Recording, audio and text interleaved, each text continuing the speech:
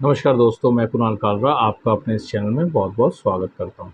आज के इस वीडियो में हम बात करेंगे जुपिटर और मार्स का कंजंक्शन अगर आपके 4th हाउस में, कि गुरु और मंगल की युति अगर आपके चौथे भाव में है तो आपके जीवन पे क्या असर डालता है। हमने समझने की ज़रूरत है, चौथे स्थान को हम सुख स्थान भी कहते हैं और दुख स्थान भी कहते हैं।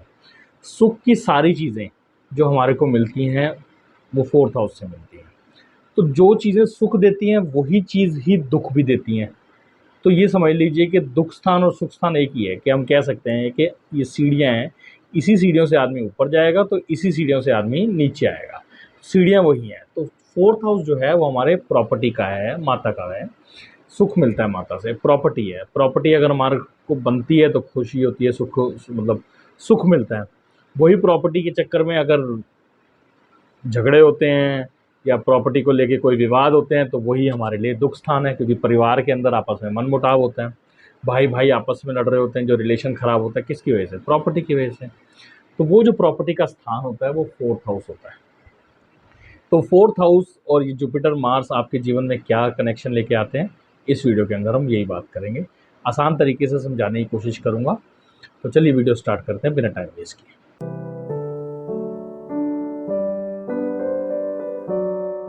एक बात आपको समझने की ज़रूरत है कि अगर ये कनेक्शन आपकी कुंडली में है तो ये समझ लीजिए आप गरीबों में भी अमीर हैं। ऐसे आदमी दिल के बहुत अमीर होते हैं, हमेशा इन्होंने छोटे लेवल का काम करना ही नहीं है।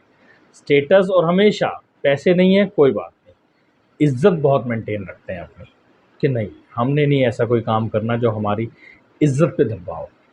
बहुत सिचुएशंस कई बार ख़राब भी हो जाती हैं, क्योंकि देखिए लाइफ है, सिचुएशंस तो ख़राब होती हैं, एस्ट्रोलॉजिकली डाउन होती हैं, एस्ट्रोलॉजिकली कुछ कॉम्बिनेशंस बनते हैं, मगर न्यूमोलॉजिकली ये अपने आप को बहुत मेंटेन करने की कोशिश करते हैं। मतलब हर तरीके से ये अपने आप को ओवरऑल बाहर से मेंटेन करने की कोशिश करते हैं, नहीं यार ऐसा काम नहीं करना, कि अगर हम छोटा काम भी कर रहे हैं तो उसको भी बड़ी रिस्पेक्ट से करते हैं।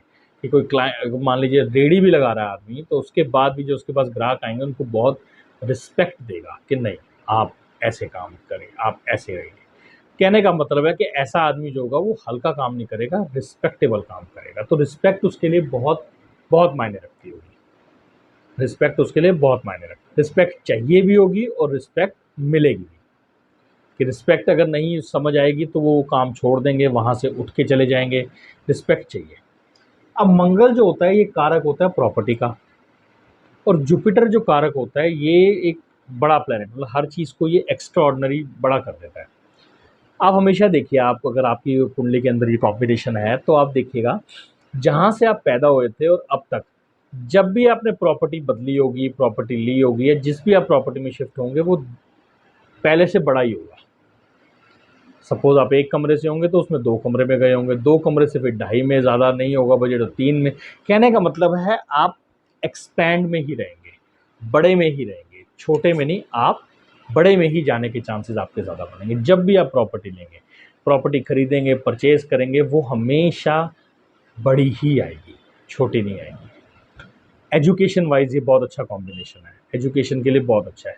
डेप्थ में नॉलेज, डेप्थ में सोचना, डेप्थ तक जाना किसी चीज़ को लेके, एजुकेशन में बहुत आए रहेंगे। अब आप में से किसी कुंडली में हो सकता है वो कहे कि जी हम तो पढ़ाई लिखाई करें ही नहीं, क्योंकि हमारी काफ़ी पुरानी एज थी। तो इसका मतलब ये नहीं कि आपको एजुकेशन नहीं मिली। एजुकेशन का मतलब ये नहीं होता कि आपको सिर्फ स्कूल वाली एजुकेशन मिलती है। एजुकेशन का मतलब हो गया हमारी लाइफ हमारे को एजुकेशन देती है। अगर मैं वेल्डिंग का काम सीख रहा हूँ और वेल्डिंग में काम कर रहा हूँ और सीख रहा हूँ 2 4 5 साल लगा के, तो वो मेरी एजुकेशन हुई, ताकि मैं उसके बाद उससे कमा पाऊँगा या नहीं कमा पाऊँगा। तो मैंने वो एक्सपीरियंस लिया, सीखा काम। तो कोई भी आप काम सीखते हैं, ज़रूरी नहीं किताबी नॉलेज, जो भी आप पढ़ाई करते हैं, जो भी चीज़ आप लर्न करते हैं उसको नॉलेज बोलते हैं, और वो नॉलेज गेन बोलते हैं। और वो नॉलेज गेन जो है वो 4th हाउस में जुपिटर और मंगल दोनों करवाएंगे। जुपिटर एक्स्ट्रा ऑर्डिनरी करवाएगा, मंगल उसके अंदर आपको मेहनत करवाएगा, रगड़ करवाएगा। जैसे हम रगड़ कहते हैं ना, वो रगड़ मंगल करवाता है कि आदमी को सीखने की एक, चाहे मार खा के सीखे मगर सीखेगा, उसको रगड़ रहेगी तो वो सीखेगा। तो एजुकेशन पॉइंट से बहुत अच्छा है।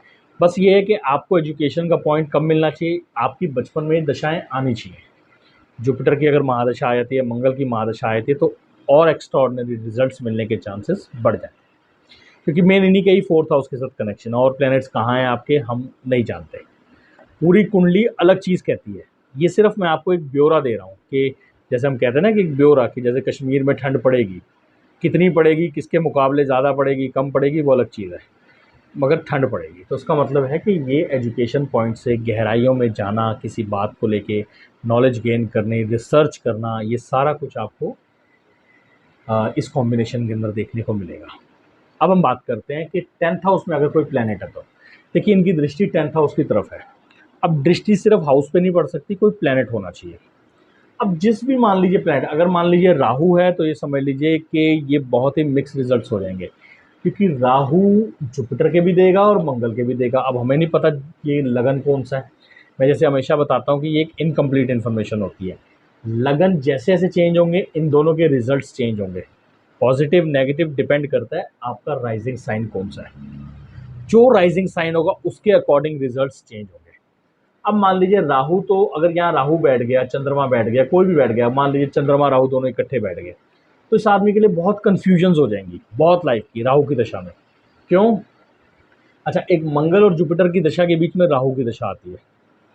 मंगल पॉजिटिव हुआ तो राहु मिक्स हुआ, क्योंकि राहु ने तो जुपिटर के भी देने, और जुपिटर पॉजिटिव हुआ तो अगर मंगल नेगेटिव और जुपिटर पॉजिटिव तो राहु मिक्स हो जाएगा, नेगेटिव और पॉजिटिव दोनों हो गए, क्योंकि दोनों के रिजल्ट्स देने हैं उसने, एक पॉजिटिव के भी देगा और नेगेटिव के भी देगा। तो वो आदमी की गाड़ी बड़ी कन्फ्यूजन्स वाली क्रिएट होगी। 10वें हाउस में राहु आ गया तो वैसे ही आपको पता है प्रोफेशंस के अंदर कन्फ्यूजन्स क्रिएट करेगा। अब जुपिटर की दृष्टि वो प्रोफेशन को बड़ा बनाएगी। अब कोई भी प्रोफेशन करेंगे उसको बड़ा, अपने लेवल से बड़ा बनाएंगे। सपोज आप 4 लोगों के साथ मिलकर कोई प्रोफेशन कर रहे हैं जिसमें आपके क्लाइंट दिन में 100 होते हैं, अप्रॉक्सीमेटली 100, वैसे ज़्यादा ही होंगे, मगर मान लीजिए आपके 8-10 क्लाइंट हैं, तो जुपिटर की दशा के अंदर वो क्लाइंट्स आपके बढ़ जाएंगे। आपको अभी 100 लोग सुन रहे हैं, आप स्पीच दे रहे हैं, तो जुपिटर की दशा में आपको 1000 लोग सुनेंगे। तो ये कहने का मतलब है कि ये दशाओं से इन चीज़ों का फ़र्क पड़ता है। मंगल आपको हिम्मत भी देगा, मंगल आपको रगड़ भी देगा, मंगल थोड़े से झगड़े भी करवाएगा। मतलब किसी से बहस भी हो सकती है आपको, आपके प्रोफेशन के अंदर आप कोई चीज़ समझा रहे हैं, कोई चीज़ कह रहे हैं, तो उसके अंदर आर्गुमेंटेशन हो सकती है। तो आपके बिज़नेस के अंदर आर्गुमेंटेशन होने के चांसेस ज़्यादा होंगे मंगल की वजह से।